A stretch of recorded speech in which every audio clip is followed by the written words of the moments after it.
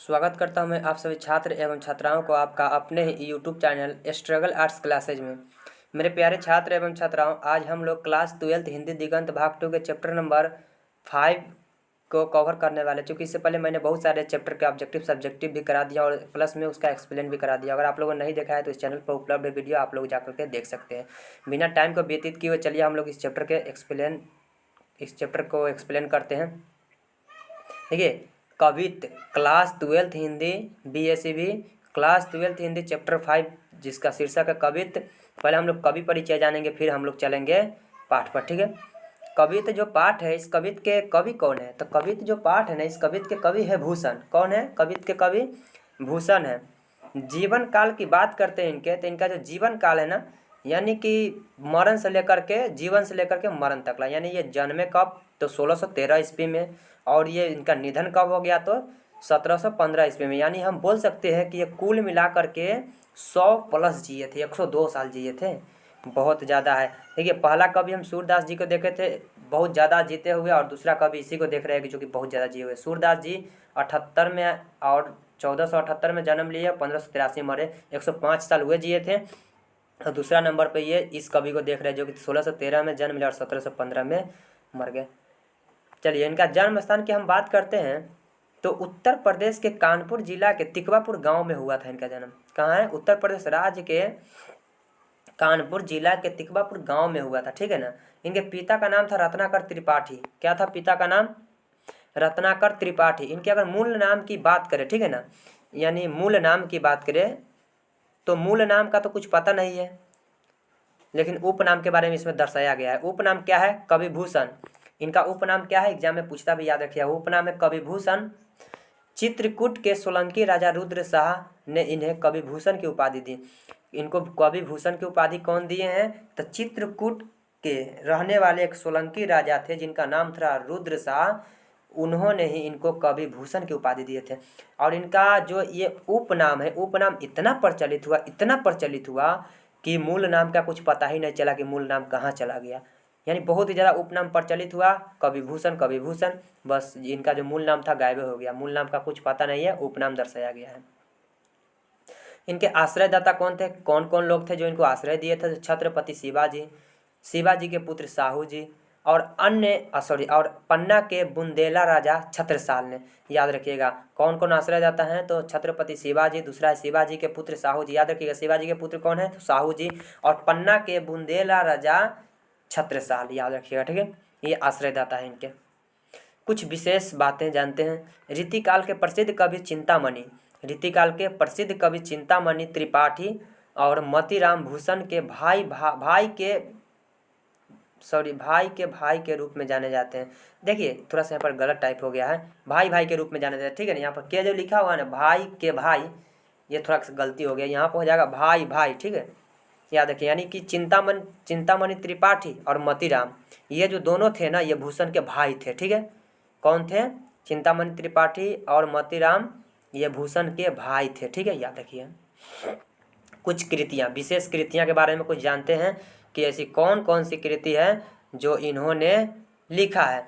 जैसे देख लीजिएगा कृतियाँ कौन कौन सी है, आप लोगों को याद क्या रखना है? ये जो है ना, ये शिवराज भूषण कृतियाँ को आप लोगों को याद रखना है। उसके बाद ये शिवा बावनी, मोस्ट इंपॉर्टेंट कृतियाँ हैं। शिवा बावनी भी आप लोगों को याद रखना है। ठीक है ना। और एक है छत्रसाल दशक, इसको भी आप लोगों को याद रखना है।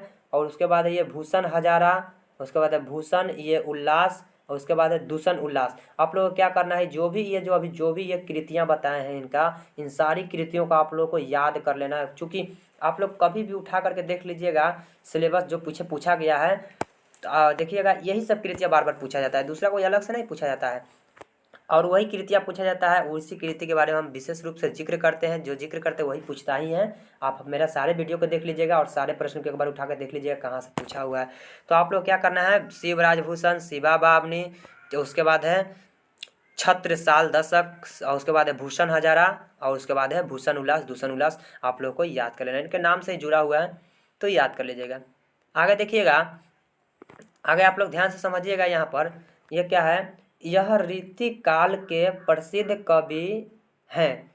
एग्जाम में पूछता है कि रीतिकाल के प्रसिद्ध कवि कौन है निम्नलिखित में, तो रीतिकाल के प्रसिद्ध कवि जो है ना यही है कवि भूषण। ठीक है, इनका हिंदी जनता में बहुत सम्मान है। इनका हिंदी जनता में बहुत सम्मान है। यह एक वीर रस के कवि है, याद रखिएगा। यह जो है किस रस के कवि है, ये बड़ी इंपॉर्टेंट है। ये जो वीर रस लिखा हुआ है ना, ये बड़ी इंपॉर्टेंट है। आप लोग क्या करना है, ये याद रख लेना है। पूछता है कि वीर रस के कवि कौन है, तो यही है।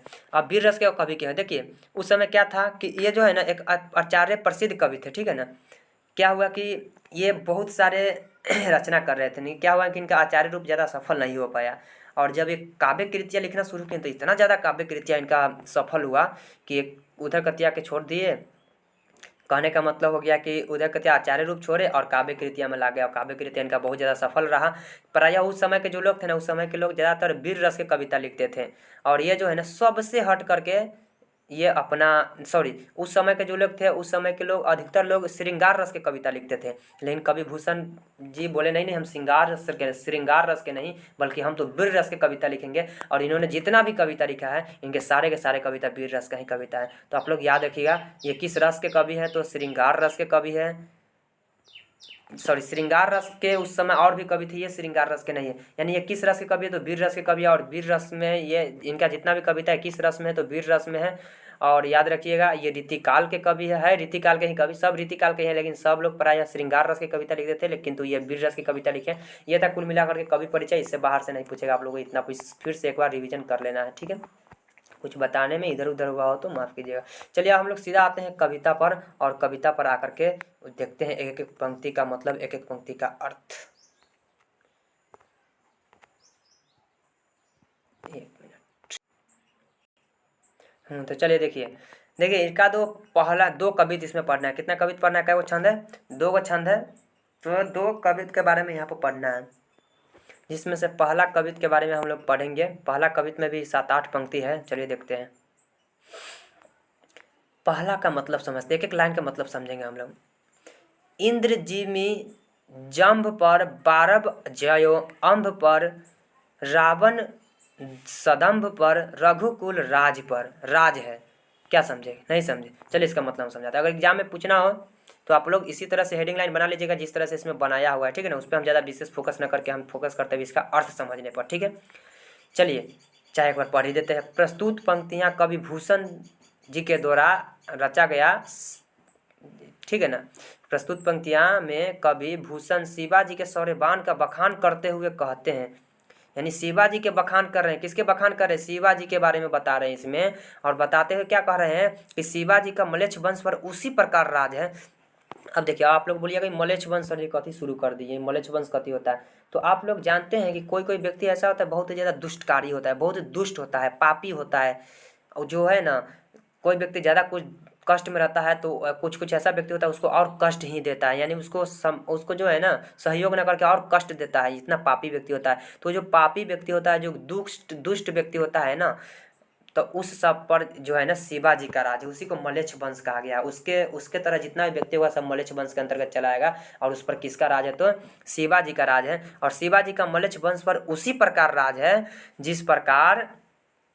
जिस प्रकार से इंद्र का यम पर राज होता है। इंद्र का यम पर मतलब समझ रहे हैं, इंद्र का पानी, समझ रहे, वर्षा जो होता है, इंद्र का यम पर राज है। समुद्र की अग्नि का पानी पर, समुद्र में भी अग्नि होता है, आप लोग समझते हैं ना, वहाँ पर पानी होता है तो वहाँ पर समुद्र में आग का ज्वाला भी उठता है, ये आप लोग को पता होगा अच्छा खासा।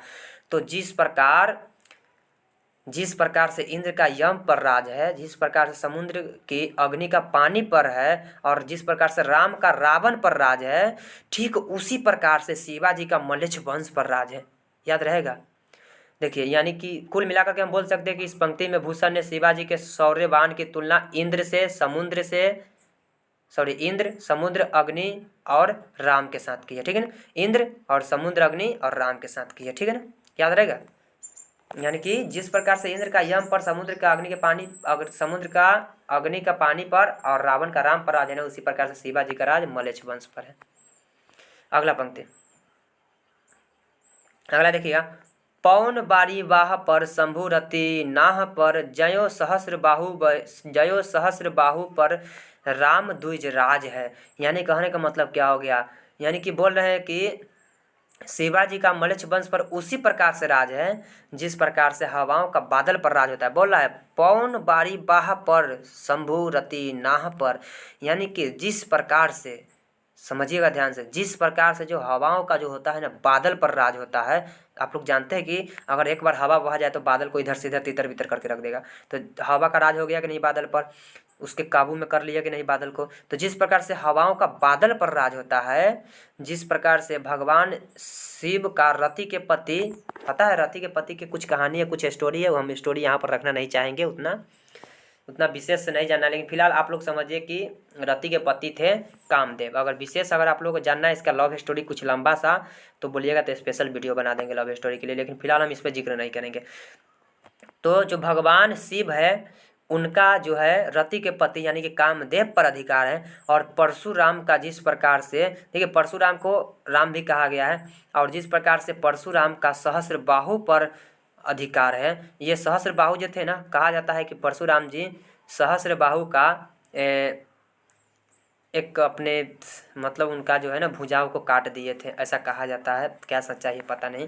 तो याद रखिएगा, फिलहाल हमको याद क्या रखना है कि जिस प्रकार से हवाओं का बादल पर राज होता है, जिस प्रकार से भगवान शिव के रति के पति यानी कि कामदेव पर राज है, जिस प्रकार से परशुराम का सहस्र बाहु पर अधिकार है, ठीक उसी प्रकार से सेम टू सेम उसी प्रकार से शिवाजी का राज जो है मलेच्छ वंश पर है। समझिए, यानी कुल मिलाकर के इसमें भी बोल सकते हैं कि भूषण ने शिवाजी के सौर्यवान की तुलना हवाओं से की है, शिव से की है और परशुराम के साथ की है। याद रहेगा कि एग्जाम में पूछ दे कि किन किन चीज़ों से तुलना की है, क्या पता।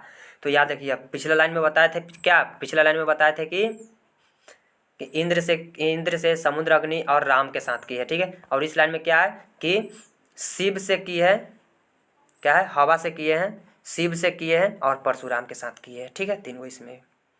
यानी कि आप लोग बोलिएगा हवा का साथ कैसे। अब बोले कि हवा का अधिकार किस पर है, हवा का अधिकार बादल पर है, और भगवान राम का अधिकार, एक मिनट, हवा का अधिकार बादल पर है, भगवान शिव का अधिकार कामदेव पर है, और परशुराम का अधिकार सहस्र बाहु पर है। यानी कि उसी प्रकार शिव जी का राज, शिवाजी का जो राज है मलेच्छ वंश पर है। यानी कि शिवाजी का तुलना जो है यहाँ पर किया जा रहा है हवा से, क्योंकि यहाँ पर जिसका राज, अगर जिसका राज जिस पर है उसी से तुलना हो रहा है, तो हवा पर हवा से तुलना हो रहा है, शिव से तुलना हो रहा है, परशुराम से तुलना हो रहा है, इस तरह से।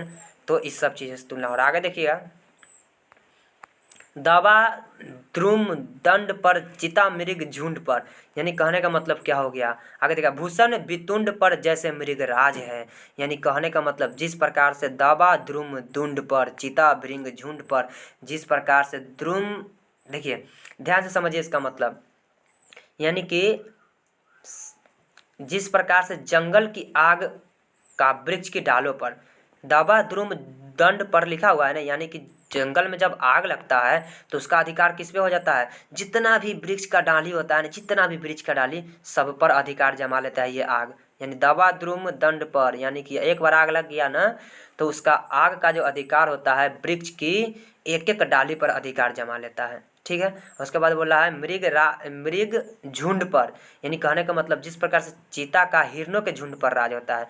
मृग मतलब क्या होता है भाई, तो चीता का मृग झुंड पर, मृग मतलब आप लोग समझ सकते हैं, मृग मतलब हिरण का बच्चा होता है। यहाँ मृग झुंड बोला है तो सब हिरण का बोध हो रहा है, या चीता मतलब चीता ही होता है। तो जिस प्रकार से चीता का जो है ना हिरणों के झुंड पर राज होता है। उसके बाद भूषण वितुंड पर जैसे मृग राज है, और हाथी पर सिंह का राज होता है।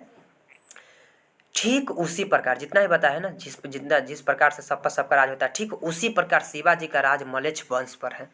अब बार बार मलेच्छ वंश यहाँ जिक्र हो रहा है, आप लोग ये ना बोलिएगा मलेच्छ वंश क्या होता है। हम पहले ही बता दिए, दुष्टकारी व्यक्ति जो होता है, जो कष्टकारी व्यक्ति, जो कष्टकारी नहीं, जो दुष्टकारी होता है, दुष्ट व्यक्ति हो जाए, पापी व्यक्ति होता है, क्या बता, आप लोग समझ सकते हो ऐसे व्यक्ति के बारे में। तो उसी को मलेच्छ वंश का राज, उस पर किसका राज है, शिवाजी का राज है। उसी प्रकार राज है जिस प्रकार से ये सब नीचा जो बताए हैं कि चीता का क्या होता है, हिरण के झुंड पर होता है, हाथी का जो, और उसके बाद बताए हैं हाथी पर सिंह का राज होता है, यानी सिंह का राज जो है, शेर का जो राज है हाथी पर होता है। उसके बाद वृक्ष के डालों पर किसका राज होता है, तो आग का राज होता है। उसके बाद क्या क्या बताया, तो जिस प्रकार से इस सब का ये सब पर राज होता है ना, तो उसी प्रकार से भूषण का, सॉरी, ये जो शिवाजी है इनका राज मलेच्छ वंश पर है। यानी कुल मिलाकर के हम बोल सकते हैं कि शिवाजी की तुलना यहाँ पर किन किन चीज़ों से कर दिया गया, तो आग से किया गया, चीता से किया गया और सिंह के साथ किया गया ना। चलिए आगे चलते हैं। आगे देखिए, तेज तम अंश पर कान्हा जिमी कंस पर यो मलेच्छ वंश पर शेर शिवराज है। यानी क्या हुआ मतलब, यानी कहने का मतलब फिर से समझिए, शिवाजी का मलेच्छ वंश पर उसी प्रकार राज है जिस प्रकार से उजाले का अंधेरे पर राज होता है। देखिए तेज तम अंश पर, यानी देखिए कहीं एकदम अंधेरा रहेगा, एकदम अंधेरा, जैसे वहाँ पर अगर प्रकाश आया अंधेरा पता नहीं कहाँ चला जाता है। यानी स्पष्ट आप लोग समझ सकते हैं कि अंधकार पर किसका राज है, प्रकाश का राज है कि नहीं है। प्रकाश किसी व्यक्ति का नाम नहीं, अंधकार प्रकाश उजाला वाला। तो अंधेरा रहता है वहाँ पर, उजाला उजाला जैसे आता है वो अंधेरा क्या होता है, गायब हो जाता है। यानी कुल मिलाकर हम बोल सकते हैं कि उजाला का जो होता है वो उजाला का राज किस पर है, तो अंधेरा पर है। और उसके बाद बोल रहा है जिमी कान्हा जिमी कंस पर, यानी कि जिस प्रकार से कृष्ण का कंस पर राज है ना। कृष्ण का किस पर राज है, कंस पर। आप लोग जानते हैं कृष्ण जी सीरियल उरियल देखे होंगे, तो कृष्ण का कंस पर राज है। तो ठीक उसी प्रकार से, ठीक है ना, समझ रहे, जिस प्रकार से अंधकार पर प्रकाश का, कृष्ण का कंस पर जिस प्रकार राज है, ठीक उसी प्रकार शिवाजी का जो है ना मलेच्छ वंश पर राज है। ठीक है, यानी कुल मिलाकर के हम बोल सकते हैं कि इनमें शिवाजी की तुलना किन किन चीज़ों से कर दिया गया, तो उजाले और कृष्ण के साथ। ठीक है, तो ये था कुल मिलाकर के पहला पंक्ति, पहला कवित्त था, जिसका मतलब हमें उम्मीद है कि आप लोगों को समझ में आ ही गया होगा। अगर आ गया है तो अभी का वीडियो को लाइक कीजिए, चैनल पर नहीं हो तो सब्सक्राइब कर ही दीजिएगा। तो चलिए हम लोग अब अगले पंक्ति का मतलब, अगले यानी अगले कवित्त का मतलब समझते हैं। ठीक है, चलिए इसमें हम लोग कवित्त 2, कवित्त मतलब कवित्त एक ही है, ठीक है ना, कवित्त इसमें ठीक ही पढ़ना है, लेकिन यानी दो गो पद है, यानी दो गो छंद बोल सकते हैं, ठीक है ना। तो पहला के छंद का मतलब तो बता दिए, दूसरा छंद में देखते हैं। इसमें भी लगभग 7-8 गो इसमें भी पंक्ति होगा। चलिए देखते हैं उसमें क्या था। उसमें वीरता की बखान किया गया था। किसका बखान किया गया था, वीरता की बखान किया था, भूषण शिवराज के वीरता की बखान किए हैं। और इसमें जो हम लोग पढ़ेंगे ना, इसमें छत्रसाल के तलवार के बारे में पढ़ेंगे। किसके बारे में, छत्रसाल के तलवार के बारे में। पहला जो हम लोग पढ़े उसमें वीर रस है। कौन सा रस है, वीर रस। अभी जो हम लोग पढ़ेंगे इसमें रौद्र रस है। कौन सा रस है, रौद्र रस। याद रखिएगा, सब एग्जाम में पूछता है। चलिए आगे देखिए, निक्षत मयान ते मयूखय प्रलय भानु कैसी फरे तम तोम से गयंदन के जाल को। चलिए क्या मतलब इसका मतलब, यानी कवि बोल रहे हैं कि छत्रसाल की तलवार मयान से इस प्रकार निकलती है। और मयान क्या होता है, जो कवर होता है ना, जिसमें तलवार रखा रहता है, कवर टाइप का होता है, उसी में तलवार होता है, उसी में से निकाल कर प्रहार करते हैं किसी पर, चाहे कुछ भी करते हैं। तो छत्रसाल का जो तलवार है ना, मयान यानी कि कवर वाला से इस प्रकार निकलती है जैसे प्रलयंकारी सूर्य से उसकी किरणें निकलती है। यानी कि किरण जब निकलता है ना आसमान से, तो ऐसा लगता है जैसे कि प्रलय आ गया, बहुत बड़ा प्रलय आ गया। तो ठीक उसी प्रकार इनका भी जब तलवार निकलता है ना एक बार मयान से, तो ऐसा लगता है कि वहाँ पर प्रलय आ गया। जिस प्रकार से सूर्य निकलता है तो सभी के सभी लोग अपने अपने घर में चले जाते हैं, ताकि ज़्यादा हमें उस किरण का सामना ना करना पड़े, कुछ हो ना जाए। तो उसी प्रकार से इनका तलवार भी जब मयान से निकलता है, तो वहाँ का दुश्मन जो है ना, यानी कि अपना लंगड़ी पटपटाते वहाँ से फरार होते हैं। यानी कि इनका जो दुश्मन होता है ना, सब के सब वहाँ से भाग जाता है उस मयान से निकलते हुए तलवार को देखकर। इतना शक्तिशाली इनका तलवार है, इतना ज़बरदस्त तलवार है। ठीक है, इनकी तलवार की तुलना सूर्य से हो रहा है। ठीक है, आगे देखिए उसके बाद नीचा वाला में, फारे तम तोम से गयंदन के जाल को। कहने का मतलब हो गया क्या, कि वह गयंद, यानी गयंद बोले तो हाथी बोल सकते हैं, हाथियों के जाल को वह इस प्रकार तितर बितर कर देती है जैसे सूर्य की किरणें अंधेरे को तितर बितर कर देती है। क्या समझे इसका मतलब, चलिए हम समझाते ना, समझ में आया था। यानी जब इसका तलवार निकलता है, तो आप लोग जानते हैं कि हाथी के शरीर पर ऊपर से जो है लोहे टाइप का ऊपर से जो लगा दिया जाता है, हाथी के शरीर पर ऊपर से लागल रहता है जाल उल की तरह। नहीं देखे तो देख लीजिएगा, ठीक है ना। तो इनका जो तलवार है ना, तलवार निकल रहा है और दुश्मन सब जितना सामने हाथी उथी पर बैठ उठ के आ रहा है, तो दुश्मन के शत्रुओं को इनका तलवार जो है ना ऐसे काट रहा है। और उसके बाद हाथियों के ऊपर जो जाल लगा हुआ है, इतना इनका तलवार तेज है, इतना इनका तलवार तेज है कि क्या ही बताए। हाथी के ऊपर लगे हुए लोहा के जाल को भी खच खच काट देता है, इतना इनका तलवार तेज है। हाथी के ऊपर लगे हुए लोहा के जाल को भी खच खच काट देता है। उसी प्रकार काट देता है जिस प्रकार से सूरज जब निकलता है ना, तो अंधेरा को एकदम ऐसा लगता है जैसे कि काट मतलब पूरा एकदम से तितर बितर कर दिया अंधेरा को। यानी एक बार सूर्य निकलता है अंधेरा क्या होता है, पूरा पूरा गुम हो जाता है। तो उसी प्रकार से अंधेरा को तितर बितर कर देता है कि नहीं। तो उसी प्रकार से इनका भी तलवार जो है ना वो हाथी के ऊपर लगे हुए लोहा को काट करके तितर बितर कर देता है। यानी कि कुल मिलाकर के बोल सकते हैं यहाँ पर इनकी तलवार की तुलना हाथी से और सूर्य से किया जा रहा है। समझिए नहीं, हाथी से नहीं, सूर्य के साथ किया जा रहा है। यानी कि हाथी के ऊपर लगे हुए लोहा को भी क्या करता है, काट देता है, खच खच खच खच तितर बितर कर देता है। जिस प्रकार से सूर्य निकलता है तो अंधेरा को लुप्त कर देता है। समझ रहे हैं ना, ऐसा इनका तलवार इतना प्रलयकारी है। आगे देखिए, लागती लप की कंठ बैरी निके नागे निसी रुद्र ही रिझावे दे मुंडन की माल को। क्या समझे इसका मतलब, नहीं समझे, चलिए हम समझाते हैं। कवि कहते हैं कि हे राजन आपकी तलवार जो है ना, हे राजन यानी कि इसको यहाँ पर बोला जा रहा है। कवि जो है ना भूषण वो जो है छत्रसाल को, यानी किनके तलवार के, छत्रसाल के तलवार का वर्णन किया जा रहा है। तो बोले कि हे राजन आपकी तलवार जो है ना शत्रुओं के गर्दन से नागिन की तरह लिपट जाती है। बोला है ना, लागती लपकी कंठ बैरी के नागिनी से, यानी कि आपका जो तलवार है ना और जो आपके सामने शत्रु खड़ा है उस शत्रु के गर्दन में आपका तलवार नागिन के तरह, एक जहरीली नागिन के तरह लिपट जाती है जाकर के, कंठ में गर्दन में जाकर के एक जहरीली नागिन के तरह लिपट जाती है। ऐसा लगता है कि उसके गर्दन में जाकर के लिपक गया है ना। लागती लप की कंठ बैरिनी के नागिन, यानी कि आपका जो तलवार है नागिन के समान शत्रुओं के गर्दन में जाकर के लिपट जाता है, जहरीली नागिन के समान। ठीक है, उसके बाद रुद्र ही रिझावे दे मुंडन की माल को, यानी कि ऐसा लग रहा है जैसे कि रुद्र यहाँ पर शिव को बोला जा रहा है। ठीक है ना, कि रुद्र यानी कि शिव को प्रसन्न करने के लिए उन्हें मुंडो यानी बोले तो सिर बोला जा रहा है, यानी कि शिव को प्रसन्न करने के लिए सिरों की माला अर्पित कर रही है। ऐसा लग रहा है कि उनके गर्दन को खच खच खच खच काट के और उनके गर्दन को जो है ना माला बना करके और शिव को दिया जा रहा है। क्यों दिया जा रहा है, ताकि शिव जी प्रसन्न हो जाए। शिव को प्रसन्न करने के लिए उनके गर्दनों को काट करके दिया जा रहा है। ये था इसका मतलब। ठीक है, मुंडन मतलब बोल सकते हैं सर, बोल सकते हैं माल मतलब माल नहीं होगा, माल मतलब माला होगा। ठीक है ना, आप लोग समझ रहे हैं, समझदार हैं। रुद्र ही कहे तो रुद्र होगा, शिव जी होगा। ठीक है ना, रिझावे मतलब प्रसन्न करने के लिए। ठीक है, तो आप लोग समझ गए होंगे इसका मतलब। अब आए अगला पंक्ति में, चलिए अगला। लाल क्षितिज पाल छत्रसाल महाबाहुबली, बाहु यहाँ पर होगा। ठीक है ना, महाबाहुबली कहाँ लो बखान करो तेरी करबाल को। यानी कवि क्या कर रहे हैं, अब कवि भी इनके तलवार के बारे में बखान कर रहे थे। कवि भी थक चुके हैं कि आपके तलवार के बारे में हम कितना बताएं, जितना बता रहे उतना कम पड़ रहा है। यानी कवि कह रहे हैं कि हे बलिष्ठ, हे बलवान, हे विशाल भुजाओं वाले महाराज छत्रसाल जी, मैं आपकी तलवार का कहाँ तक बखान करूं, मैं आपकी तलवार का कहाँ तक बखान करूं। आपकी तलवार अत्यंत प्रलयकारी है जो शत्रुओं के समूह को नष्ट कर रही है। आपकी तलवार क्या है, अत्यंत प्रलयकारी है जो कि शत्रुओं के समूह को क्या कर रही है, नष्ट कर रही है। इतना प्रलयकारी आपकी तलवार है। ठीक है ना, तो आपको समझ में आ गया होगा। चलिए आगे देखिए, आगे और लास्ट है।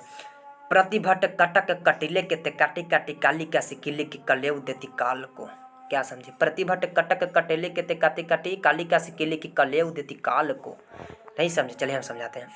यानी कि उनका जो तलवार है ना, कब कभी बोले कि हे राजन, यानी कि उसी को छत्रसाल जी को बोला जा रहा है, हे राजन आपकी तलवार अत्यंत प्रलयकारी है जो शत्रुओं के दल का संहार करती, यानी शत्रुओं के जो समूह है ना, दल यानी समूह जो है उसको काट रहा है एकदम। प्रतिभट कटक कटीले के ते काटी काटी, यानी कि तलवार जो है ना, आपका तलवार शत्रुओं के समूह को खच खच काट रहा है, काट काट के अलग अलग कर रहा है एकदम, फटाक फटाक कट कट कटीले के ते काटी काटी, यानी कि पूरा एकदम काट काट करके अलग अलग कर रही है। शत्रुओं के दल को समूह को काट काट करके संहार करती है। और उसके बाद काली का सिकिल की कलेव देती काल को। ऐसा प्रतीत होता है जैसे काली को प्रसन्न करने के लिए प्रसाद देती हो।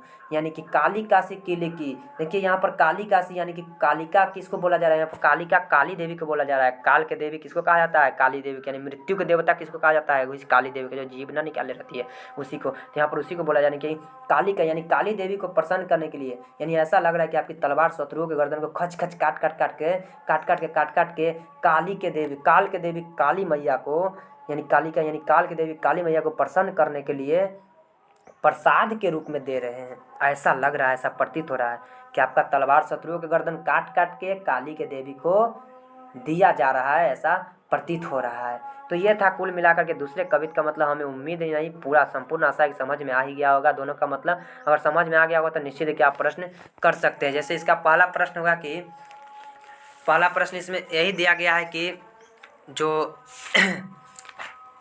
यानी कि शिवाजी के जो तुलना है ना भूषण ने किन किन चीज़ों से की है, तो आप लोगों को पहले हम ऊपर बता दिए किन किन चीज़ों से की है। उसके शिवाजी की तुलना भूषण ने मृगराज से क्यों की है, तो आप लोग जानते ही हैं कि मृगराज यानी शेर की बात हो रहा है। शेर जो पूरे जंगल का क्या होता है, राजा होता है।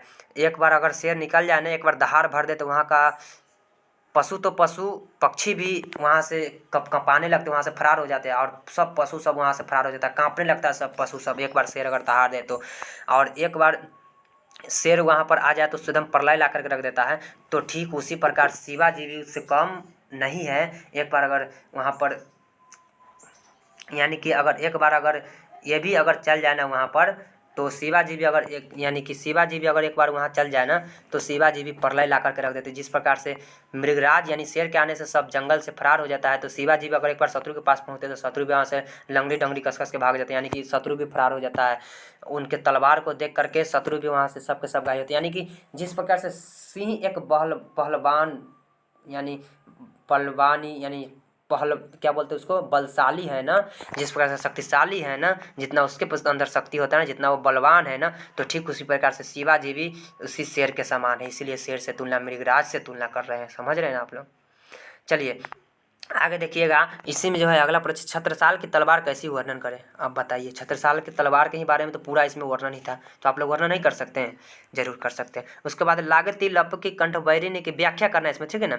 4 नंबर में नीचे लिखे गए अवतरणों का अर्थ स्पष्ट करें, यानी 4 नंबर के क लागती लप की कंठ बैरिणी के नागिनी रुद्र ही रिजावे दे मुंडन की माल को, यानी कि ऐसा लग रहा है कि आपका तलवार निकल करके और शत्रुओं के गर्दन में जो है जहरीली नागिन के समान लिपट रही है। और उसके बाद क्या है, उसके बाद रुद्र यानी कि शिव जी को ऐसा लग रहा है कि शत्रुओं के गर्दन में लिपट रही है जहरीली नागिन के समान। और उसके बाद रुद्र यानी कि रुद्र यानी शिव जी को मुंडन की माला दिया जा रहा है, उनको प्रसन्न करने के लिए। शिव जी को प्रसन्न करने के लिए जो है ना शत्रुओं के गर्दन काट काट के और शिव को प्रसन्न करने के लिए मुंडन यानी सिर के माल मतलब माला बना करके दिया जा रहा है शिव जी को प्रसन्न करने के लिए, नहीं इसका मतलब होगा। तो आप लोग अपना से लिख सकते हैं, लेकिन एक बार हेडिंग लाइन बना लीजिएगा प्रस्तुत पंक्तियाँ करके, ज़्यादा बेटर होगा। ठीक, आगे देखिए।